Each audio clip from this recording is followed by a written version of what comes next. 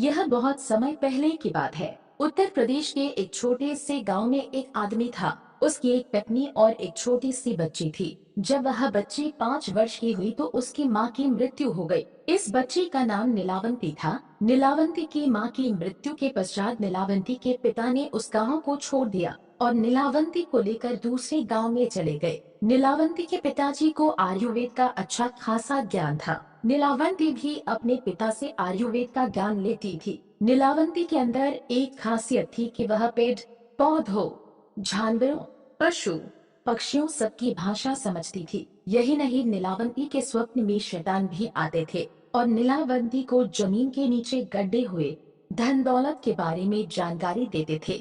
लेकिन नीलावंती के अंदर उसके पिताजी के अच्छे संस्कार थे, इसीलिए वह सब कुछ जानते हुए भी धन दौलत जमीन के नीचे से खोदकर नहीं निकालती थी। नीलावंती को पेड़ पौधे और शैतान जो भी मंत्र बताते थे वह पीपल के पत्ते से बनी किताब पर लिख लेती थी। जब नीलावंती 20 से 22 वर्ष की हो गई, तब जो भूत प्रेत नीलावंती के स्वप्न में आते थे वो हकीकत में सामने आने लगे। कुछ समय बाद नीलावंती को पता चलता है कि वो एक श्रापित यक्षिणी है, जो कि एक श्राप की वजह से इस दुनिया से बाहर नहीं निकल पा रही है। उसे अपनी दुनिया में जाना था। यह सब बात वह अपने पिताजी को बताती है। तब उसके पिताजी उससे कहते हैं कि बेटी, यदि तू इस दुनिया की नहीं है और किसी श्राप के कारण तू इस दुनिया में फंसी हुई है तो मैं तुझे नहीं रोकूंगा, अतः तू स्वेच्छा से यहाँ से जा सकती है। फिर नीलावंती उस गाँव को छोड़ कर जाने लगी कि रास्ते में उसे एक व्यापारी मिलता है। अतः नीलावंती उस व्यापारी से दूसरे गांव में जाने के लिए कहती है, क्योंकि नीलावंती को एक अच्छी आत्मा ने बताया था कि यहाँ से 35 मील की दूरी पर तुम्हें एक गांव मिलेगा और उस गांव में तुम्हें एक बरगद का पेड़ मिलेगा। वहीं से तुम्हें अपनी दुनिया में जाने का रास्ता मिलेगा।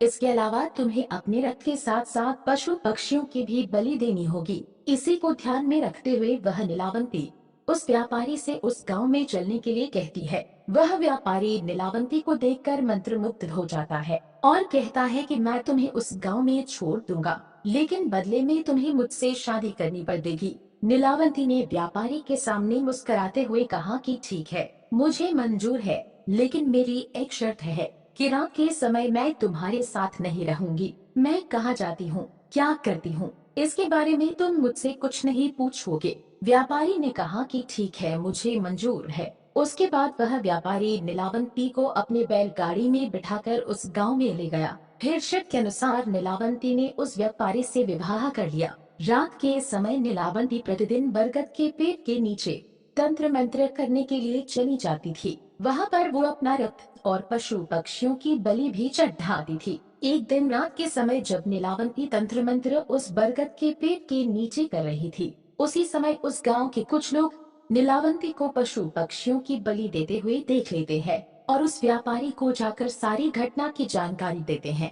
जब अगली रात को नीलावंती अपने समय के अनुसार रात में तंत्र साधना के लिए निकलती है तो उसके पीछे पीछे वह व्यापारी भी चला जाता है और नीलावंती को तंत्र साधना करते हुए देख लेता है। अगले दिन नीलावंती के स्वप्न में शैतान आता है और उससे बताता है कि नीलावंती, कल जब तुम तंत्र साधना के लिए बरगद के पेड़ के नीचे जाओगी, उसी समय बरगद के पेड़ के बगल से जो नदी बहती है, उस नदी में तुम्हें एक लाश बहती हुई दिखाई देगी। उस लाश के गले में एक ताबीज होगा, तुम्हें उसे खोल लेना है। गले से ताबीज को निकालने के बाद उसी नदी में तुम्हें एक नाव पर सवार आदमी मिलेगा।